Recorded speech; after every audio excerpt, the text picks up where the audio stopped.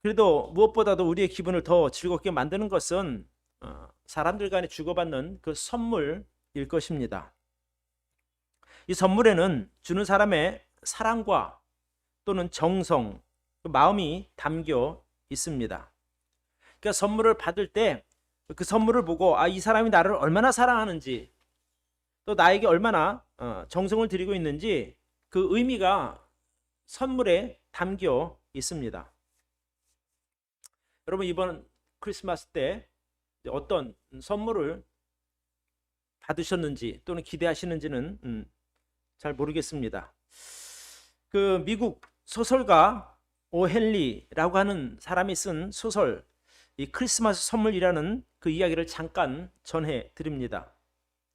이 소설의 주인공은 짐과 델리라고 하는 부부입니다. 두 사람이 서로 무척 사랑했고 또 금술이 매우 좋은 부부였지만 그들은 가난했습니다.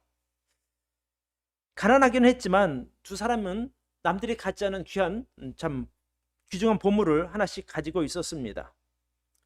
아내 델리는 모든 사람들이 부러워하는 아주 풍성한 아름다운 금발을 가지고 있었고, 남편 짐은 부모님으로부터 참 물려받은 귀중한 금 회중시계가 있었습니다. 어느 해 이제 크리스마스가 다가오게 되고 이제 서로에게 줄 선물을 고민하게 됩니다. 서로를 많이 사랑했지만 가난한 형편 때문에 선물을 선뜻 살 수 없었던 두 사람이 고민 끝에 자기가 아끼는 물건을 팔아서 선물을 사기로 합니다. 요즘 같으면 신용카드로 가서 이렇게 사면 되겠지만 이제 과거에는 그럴 수가 없었죠.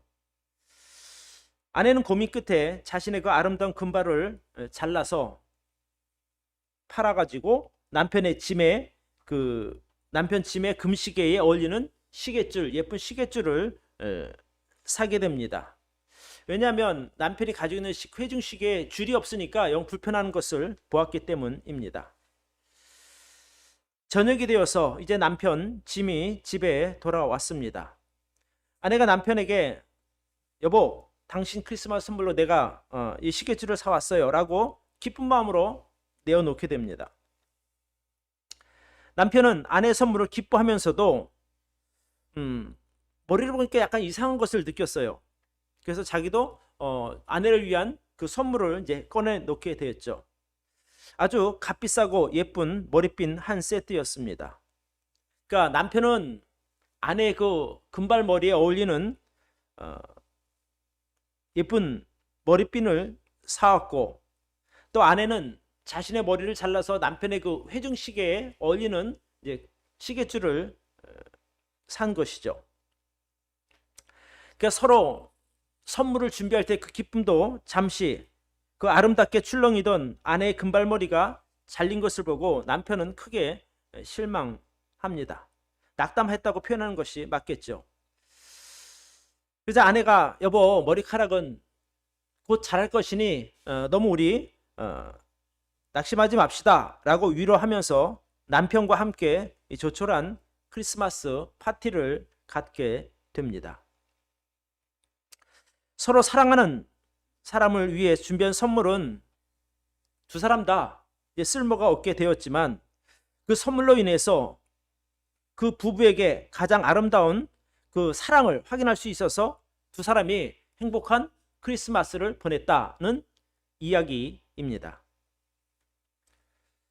선물은 이렇게 그 속에 담긴 그 상대방, 선물을 주는 사람의 사랑과 정성을 알게 합니다.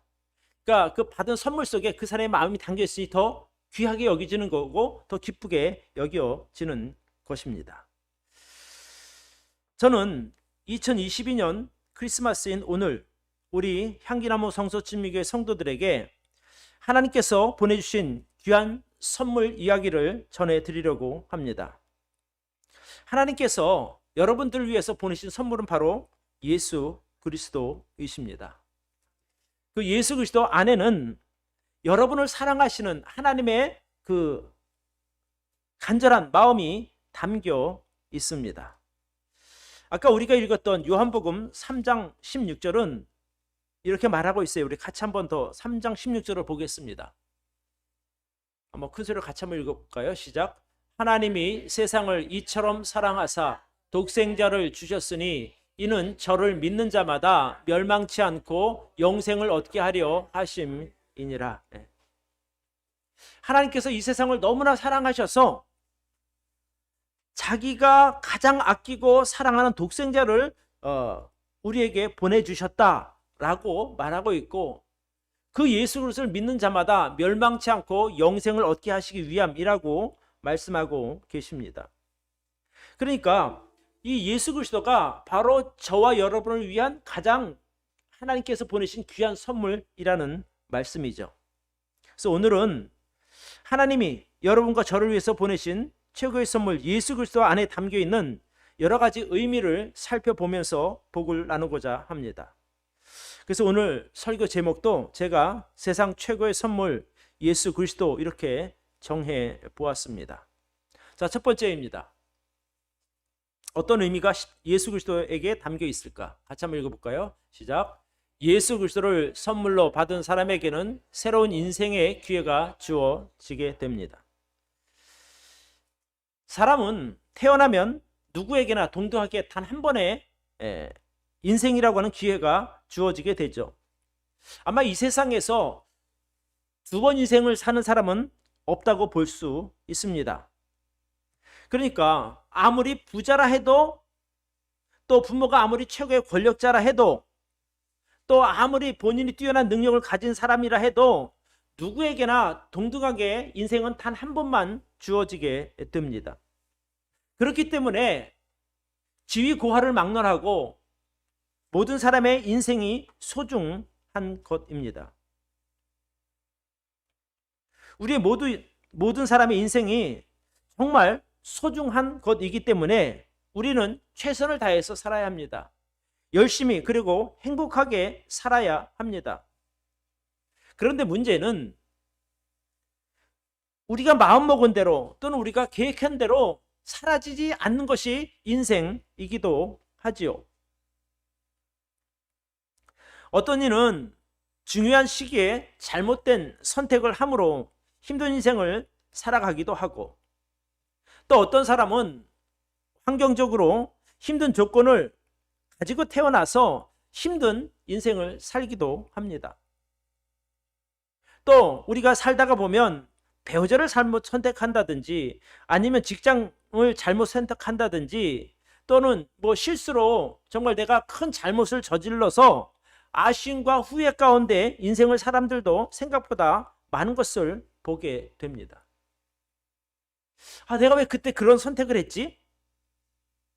내가 왜 그 사람을 만나서 이 고생을 하지? 많은 그런 안타까운 사연들이 있을 것입니다. 그러나 우리가 이 지나간 세월을 물을 수도 없고, 또 돈 주고 새로 바꿀 수도 살 수도 없으니 더 안타깝고 또 아쉽고 후회가 되는 것이 사실입니다. 만약에 돈 주고 살 수만 있다면, 다시 물을 수만 있다면 정말 후회 없는 선택을 하고 싶은 것이 모든 사람의 마음일 것입니다. 그런데 우리가 돈을 주거나 어떤 인위적으로 옛날 그 시절로 다시 물을 수는 없지만, 새롭게 인생을 시작할 기회가 전혀 없는 것은 아닙니다.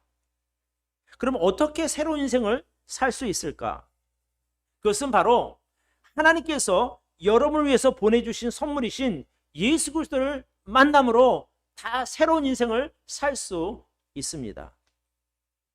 어떻게 가능할까?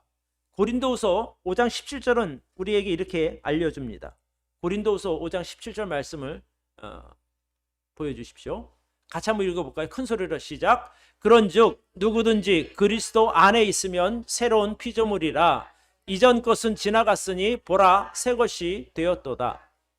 그러니까 누구든지 예수 그리스도를 개인의 구주로 만나게 되면, 즉 다른 말로 표현하면 누구든지 예수 그리스도 안에 있으면 새로운 피조물로서 새로운 인생을 살 수 있다라고 성경은 우리에게 말하고 있습니다. 그러니까 과거 내가 이제까지 내 삶이 어떻게 진행되어 왔든지 간에, 또 내가 과거에 잘못된 판단이나 어떤 실수로 실패했더라도 상관이 없습니다. 과거 내가 예수님 만나기 전까지의 이 모든 삶에 관계없이 예수님을 만나는 그 순간 우리는 새로운 인생을 살 수 있다라고 성경은 우리에게 말씀하고 있습니다. 내가 실패하고 실수하고 망가지고 또 지독하게 운이 없이 어려운 환경에 태어났다 하더라도 상관이 없습니다.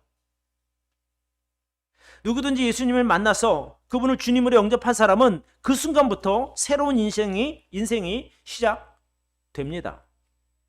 그러니까 이것을 알게 되면 예수를 믿는 것이 너무나 복된 일이 되는 것이고, 이것을 모르고 살다 보면 계속해서 힘든 인생을 살아갈 수밖에 없다는 말씀이죠.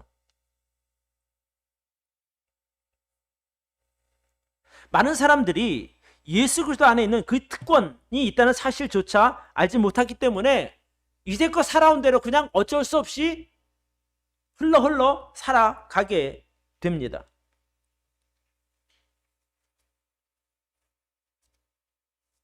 사람이 살다가 보면 잘못 선택하기도 하고 또 실수로 또 망가지기도 합니다. 그러나 그 잘못된 길에서 우리가 벗어나서 정말 복된 인생으로 새롭게 살아갈 수 있는 기회가 주어진다면 왜 그 길을 선택하지 않겠습니까? 그러니까 몰라서 못 가는 것이지 알면 그 길을 갈 수 있다는 말씀입니다. 그래서 여러분도 정말 이제까지 내가 참 일이 잘 풀리지도 않았고 뭔가 좀 내가 마음에 차지 않는 그런 인생을 살아왔다면 예수 그리스도 안에서 새로운 삶을 시도해 보시기를 바랍니다. 성경이 그것을 보장하고 있기 때문에 이렇게 말씀을 드립니다. 다시 한번 말씀을 드리지만 예수 그리스도를 통해서 예수 그리스도를 믿음으로 말미암아 새 생명을 얻은 성도에게는 누구에게나 새롭게 새 인생을 살아갈 수 있는 특권이 주어집니다. 그럼에도 많은 사람들이 자신에게 주어진 이 새 삶의 기회를 선용하지 못하는 것은 참 안타까운 일이죠. 그러니까 이게 잘못 알고 있기 때문에 그런 겁니다. 우리가 이 신앙생활이라고 하는 것이 내가 무엇을 어떻게 하나님 앞에 열심히 해야 내 하나님께 복 받는다고 생각을 하니까 점점 힘들어지는 거예요. 그러나 우리가 예수 그리스도를 믿는다고 하는 것, 내가 새 생명을 얻었다고 하는 것은 내 힘으로 살아가는 것이 아니라 예수님을 믿는 그 순간 우리 안에 들어오시는 성령님의 도우심과 그 힘을 의지해서 새로운 인생을 살 수 있다는 말씀입니다.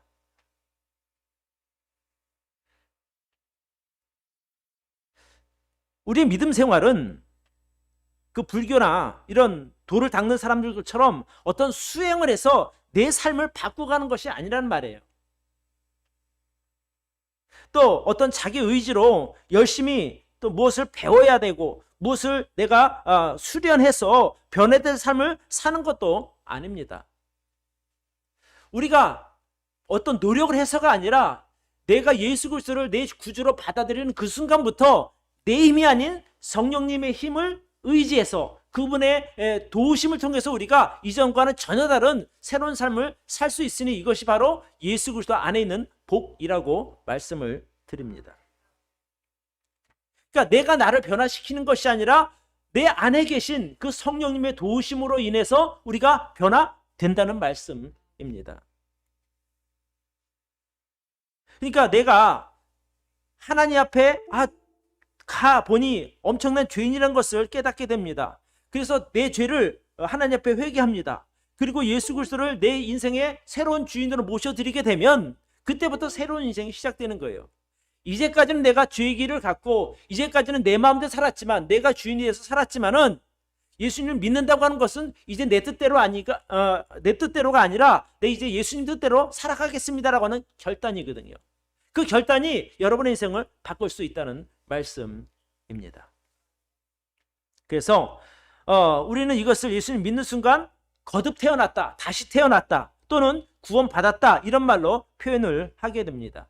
그러니까 이게 세상에 있는 종교와 우리 예수님을 믿는 이 기독교의 차이가 바로 여기에 있는 거예요. 세상은 어떤 완성된 그 도를 향해서 자기가 수행을 하면서 가야 되는 것이지만, 우리가 믿는 기독교는 우리가 갈 수 없으니 하나님께서 직접 우리에게 내려오셨단 말씀입니다. 이것이 바로 엄청난 차이 아니겠습니까?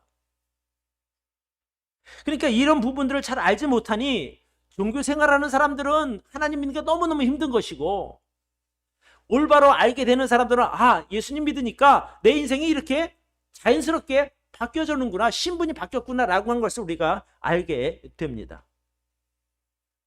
그래서 여러분, 이제까지는 어떻게 살았더라도 이제 오늘부터라도 당장 내가 이미 신분이 변화된, 하나님께서 보실 때 하나님의 자녀, 또 하나님께서 보실 때 죄 없는 의인이라는 그런 믿음을 가지고 산다면 이제까지는 전혀 다른 새로운 삶을 여러분들도 살 수 있게 될 것입니다. 자, 두 번째입니다. 같이 한번 읽읍시다. 시작. 예수 그리스도를 선물로 받으면 영원한 속죄와 아름다운 천국이 주어지게 됩니다. 성탄절은 하나님께서 이 세상을 진심으로 사랑하셔서 독생자 예수님을 이 세상에 보내신, 세상에서 태어나게 하신 날입니다. 아까 우리가 읽었던 요한복음 3장 16절을 다시 한번 보면 거기 이렇게 써 있거든요. 하나님이 세상을 이처럼 사랑하사 독생자를 주셨으니 그 이유가 무엇인가? 이는 저를 믿는 자마다 멸망치 않고 영생을 얻게 하려 하심이니라. 이렇게 기록하고 있습니다. 그러니까 이 말씀에 의하면 예수님께서 이 세상에 오신 목적 중에 가장 첫 번째 목적은 세상에 있는 모든 사람들을 죄의 저주에서 건져내기 위함인 것을 우리가 알 수 있습니다. 저를 믿는 자마다 멸망치 않고 영생을 얻게 하기 위해서 이 세상에 오셨다는 겁니다. 우리를 위해서. 원래 하나님께서 이 세상을 창조하셨을 때는 죄가 없었습니다. 그러니까 아담과 하와가 살던 그 에덴 동산이라 하는 것은 죄가 전혀 없으니 아담과 하와가 가장 만족하고 행복하게 살고 있었거든요. 그 에덴이라고 하는 말 자체가 기쁨이라고 하는 의미가 들어 있습니다. 자, 이제 그곳에서 아무 걱정 없이 즐겁게 행복하게 살고 있던 아담과 하와가 어느 날 사단이 찾아와서, 야, 내가 하나님보다 오히려 더 좋은 거 줄게, 이렇게 이제 유혹을 했는데 그 사단의 꿰매 넘어가서 죄를 지음으로 말미암아 거기서 결국 에덴 동산에서 쫓겨나게 됩니다. 그러니까 하나님의 은혜 아래에 있을 때는 그들이 행복했고 안전했습니다. 기쁨이 있었습니다. 근데 이제 하나님의 은혜가 아닌 바로 그 에덴에서 쫓겨남으로 그 이후부터는 사람들이 죄의 저주 아래 거하게 됐거든요. 그러니까 이 죄의 저주라고 하는 것이 사람들을 너무너무 힘들게 만든 것입니다. 이 창세기 3장에 보면 아담과 하와가 에덴 동산에서 쫓겨난 이후에 이야기들을 기록하고 있는데, 그 기쁨의 동산에서 쫓겨난 그들은 이후에 수고와 슬픔 가운데 살아야 했습니다. 여자는 애를 낳는 고통이 있고 남자의 다스림을 받고 살도록 하나님께서 만드셨습니다. 또 남자에게는 종신토록 땀을 흘리며 수고해야만 먹고 살 수 있도록 하나님께서 그렇게 정해버렸어요. 땅을 저주하신 거예요. 그전에는 땅에서 아름다운 과실이나 모든 부족 없는 것들을 다 공급받았는데 하나님의 죄로 인해서 저주한 이후에는 땅이 가시덤불과 엉겅퀴를 내었다라고 성경은 말하고 있습니다. 뿐만 아니라 에덴에서 쫓겨났다라고 하는 것은 이제 세상의 임시 주권자인 사단의 지배 아래에 들어가게 되었다는 것을 의미합니다. 여러분, 주인이 누군가에 따라서 인생이 달라지는 거거든요. 우리가 회사에 들어가도 좋은 사장님 만나면 내가 평안하고 참 좋게 직장 생활하지만 주인이 못 되면 그거 참 힘들게 고생할 수밖에 없는 것이 세상 아닙니까? 마찬가지로 내가 하나님의 은혜 아래 거하는가, 내가 사단의 그 죄의 유혹 아래 거하는가는 우리 인생을 완전히 다른 결과를 맞게 만드는 것이죠. 사단은 늘 사람들을 유혹합니다. 죄를 짓게 하고 악을 행하게 함으로 그런 사람들의 삶이 편안할 리가 없잖아요. 여러분, 우리가 이 세상을 살아가면서도 늘 입에서 남 칭찬하고 좋은 말 하는 사람은 정말 행복하게 살게 됩니다. 그런데 입에서 맨날 불평하고 원망하고 막 남을 저주하는 사람은 인생 자체가 쉽지 않다는 말씀이에요. 그러니까 내가 누구 아래에 속해 있는가가 너무너무 중요한 것이니 우리가 이 세상에 거하는 것은 사실은 그 사단의 권세 아래 있는 것과 같거든요. 그러니까 세상이 어떻습니까? 늘 서로 욕하고 싸우고 뺏고 살인하고 다 이런 것들 아닙니까? 그러니까 세상이 힘들 수밖에 없는 것입니다. 그러니까 사람들이 살면서 사람들을 가장 힘들게 하는 것이 무엇인가 하니 바로 죄 때문입니다. 죄.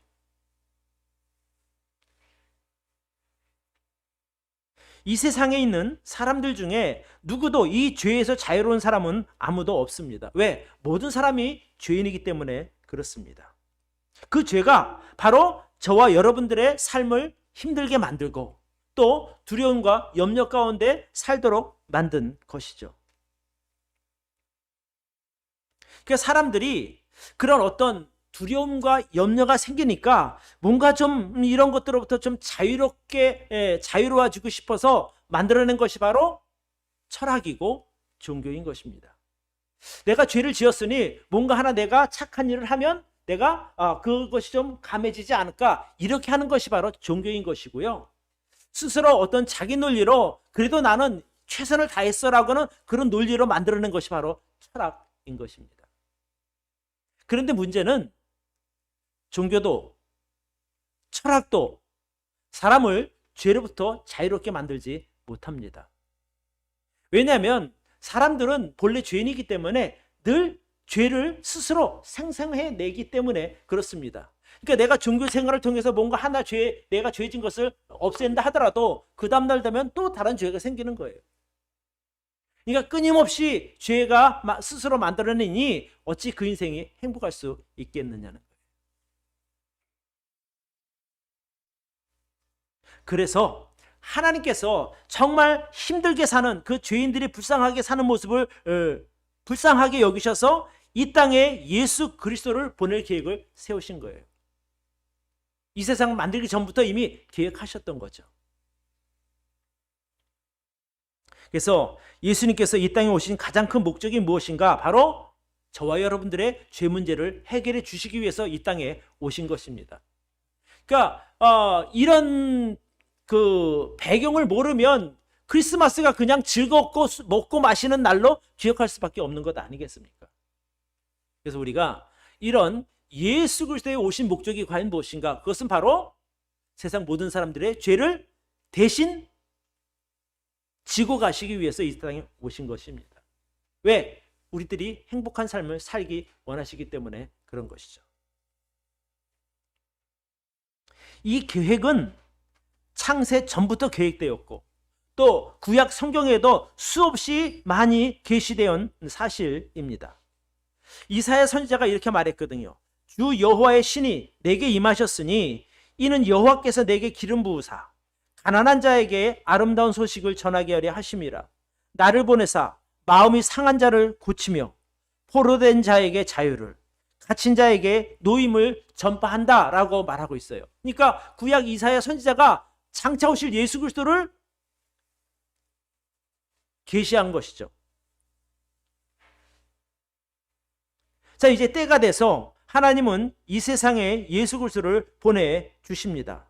우리 갈라디아서 말씀을 좀 보겠습니다. 같이 한번 읽읍시다. 시작. 때가 참에 하나님이 그 아들을 보내사 여자에게서 나게 하시고 율법 아래 나게 하신 것은 율법 아래 있는 자들을 속량하시고 우리로 아들의 명분을 얻게 하려 하심이라.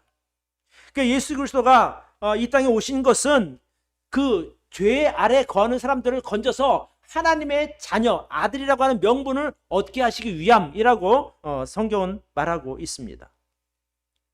또 베드로전서 말씀을 하나 더 보여주시기 바랍니다. 베드로전서 같이 읽읍시다. 시작. 친히 나무에 달려 그 몸으로 우리 죄를 담당하셨으니 이는 우리로 죄에 대하여 죽고 의에 대하여 살게 하려 하심이라. 이렇게 말합니다. 예수 그리스도께서 십자가 나무에 달려서 그 몸으로 말미암아 우리 죄를 친히 담당하셨다라고 성경은 말하고 있는 거예요.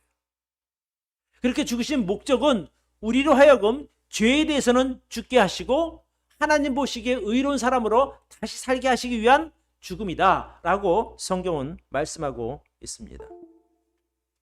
그러니까 종합하면 예수 그리스도께서 이 땅에 오신 것은 어쩌다 우연히 태어나서 그런 일을 하신 것이 아니라 이 세상을 사랑하신 하나님의 철저한 계획과 목적 안에서 예수 그리스도를 구원자로 우리에게 보내주신 것이다 라고 하는 것을 우리가 또 다시 한번 깨닫기를 바랍니다.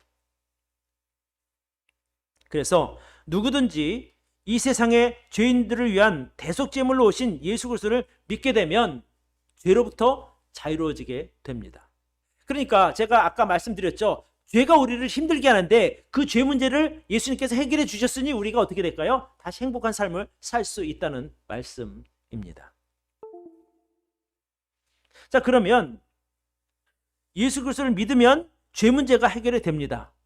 그러면 그 영원한 죄 용서를 받게 되지만 하나님께서는 거기다 은혜로 영원한 천국 삶까지 우리에게 보너스로 주신 거예요. 은혜로. 죄 용서해 주신 것도 물론이요, 이 고통스러운 악이 가득한 사건과 사고가 많은 이 세상이 아닌 새로운 천국에서 우리가 살 수 있도록 우리에게 배려해 주셨다는 말씀입니다. 여러분, 사람들이 천국 간다 그러면 그냥 시큰둥합니다. 왜? 그것이 진짜 얼마나 좋은 곳인지를 알지 못하기 때문에 그런 거예요.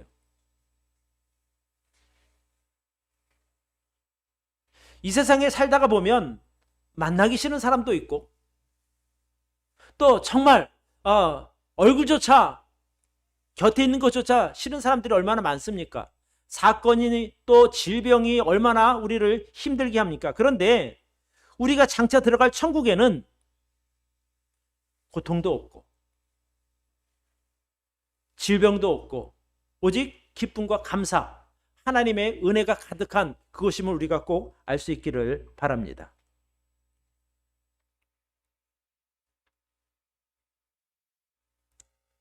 그러니까 그 천국을 이야기해도 사람들은 실감하지 못하는 게 얼마나 좋은 것인지. 근데 만약에 정말 좋은 것인 것을 알게 되면 아마 사람들은 수단과 방법을 통해 가리지 않고서라도 가려고 할 것입니다.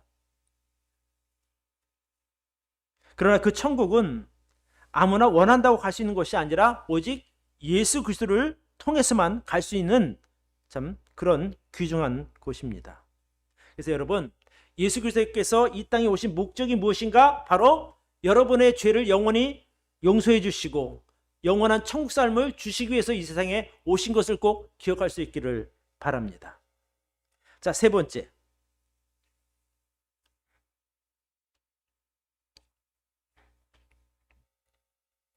같이 한번 읽어볼까요? 시작. 예수 그리스도는 당신을 위해 준비한 하나님께서 보내신 최고의 선물이십니다. 하나님께서 예수 그리스도를 이 땅에 보내주셨는데 그게 내 선물이 되어야 좋은 거잖아요. 정말 귀한 하나님의 선물이 오셨는데 그게 남에게는 좋지만 나에게 별로라면 그 무슨 의미가 있겠습니까? 그러면 이 예수 그리스도가 나를 위한 하나님께서 주신 최고의 선물이 되려면 어떻게 해야 되는가? 우리는 예수 그리스도를 개인의 구주로 영접해야 합니다. 자, 성경은 이렇게 말합니다. 모든 사람은 죄인이라고 말합니다. 로마서 3장에 보면 모든 사람이 죄를 범하였음에 하나님의 영광에 이르지 못하더니 라고 말합니다. 그러니까 하나님 앞에서 모든 사람은 죄인입니다. 그래서 그 죄 문제를 하나님 앞에 회개하고 예수 그리스도를 영접함으로 우리는 예수 그리스도가 나의 가장 귀중한 선물로 이렇게 만나게 되는 것이죠. 자, 오늘 우리가 읽었던 요한복음 3장 17절, 18절을 같이 보도록 하겠습니다. 같이 한번 읽어볼까요? 시작. 하나님이 그 아들을 세상에 보내신 것은 세상을 심판하려 하심이 아니요 저로 말미암아 세상이 구원을 받게 하려 하심이라. 저를 믿는 자는 심판을 받지 아니할 것이요 믿지 아니하는 자는 하나님의 독생자의 이름을 믿지 아니하므로 벌써 심판을 받은 것이니라. 이렇게 말해요.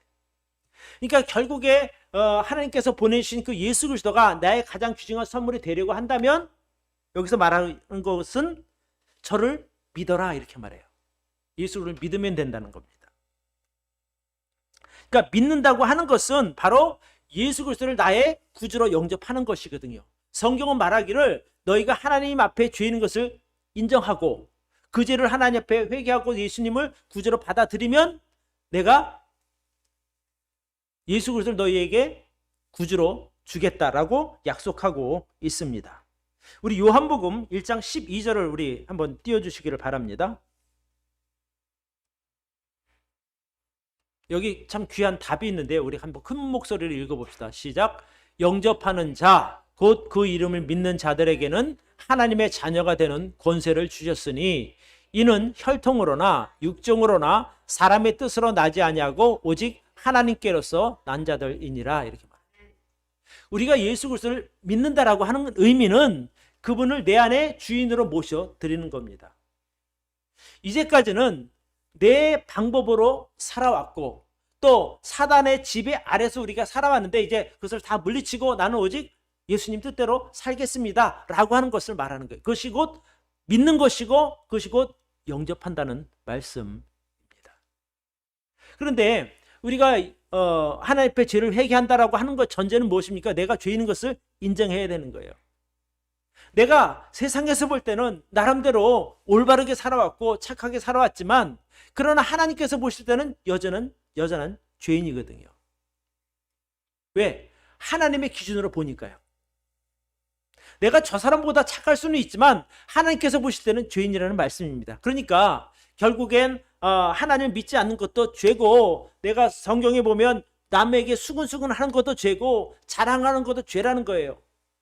그 죄 때문에 우리가 하나님께 가까이 갈 수 없으니 먼저 죄 용서를 구하고 그리고 예수 그리스도를 내 마음의 구주로 영접하는 것이 바로 하나님을 믿는 것입니다.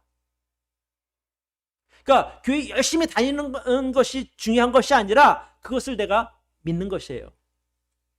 예수 그리스도가 내 죄를 위해서 십자가에 죽으셨고 내 것을 믿으면 내 모든 죄가 없어진다라고 하는 것, 이것이 바로 영접하는 것이요 그 이름을 믿는 것이 됩니다. 그러니까 이런 과정을 통과하면 누구든지, 그러니까 아무리 악한 사람이라 할지라도 더 이상 죄의 저주나 형벌로부터 괴로움이나 두려움을 당하지 않아도 되는 것입니다. 죄로부터 완전한 자유를 얻게 되니 왜 이것을 마다하겠습니까? 아마 여러분들은 하나님 앞에서 죄를 회개했고 예수를 영접함으로 구원받은 분들이라고 믿습니다. 그 부분이 그래도 나는 뭔가 좀 불분명해 라고 하는 분들은 저를 한번 찾아오시기를 바라요. 제가 좀 더 자세하게 말씀을 드리도록 하겠습니다. 아직 개인적으로 예수 그리스도를 구주로 영접한 분이 아니시라면 오늘 제가 전해드리는 이야기를 생각하면서 꼭 예수님을 만날 수 있기를 바랍니다. 그래야 이 크리스마스 날 이 성탄절에 교회에 오신 의미가 있는 것 아니겠습니까? 그래서 다시 한번 말씀드리지만 예수 그리스도께서 이 세상에 오신 목적이 무엇인가? 바로 세상에 있는 죄인들을 위해서 세상에 오셨고 또 하나님의 자녀된 자들과 함께 하늘의 복을 나누시기 위해서 이 땅에 오셨음을 꼭 기억할 수 있기를 바랍니다. 저는 오늘 가장 중요하게 말씀드리려고 하는 것 중에 하나는 아까 제가 처음에 말씀드린 거예요. 예수 그리스도를 선물로 받은 사람들에게는 누구에게든지 새로운 인생의 기회가 주어진다는 것을 여러분 꼭 기억하고 돌아가시길 바랍니다.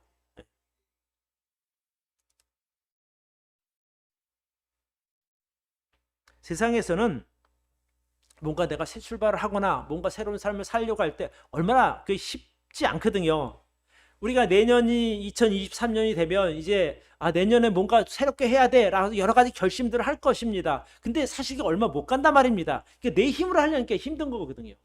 그러나 우리가 예수 그리스도 안에서 정말 결단하고 믿음으로 결단하고 그분만 따라가면 여러분의 삶은 놀랍게 바뀌게 될 줄로 믿습니다. 그래서 그런 우리에게 주어진 그런 특권들을 누리는 2023년도가 되기를 진심으로 축복합니다. 예수 그리스도 안에서 말입니다. 기도하겠습니다.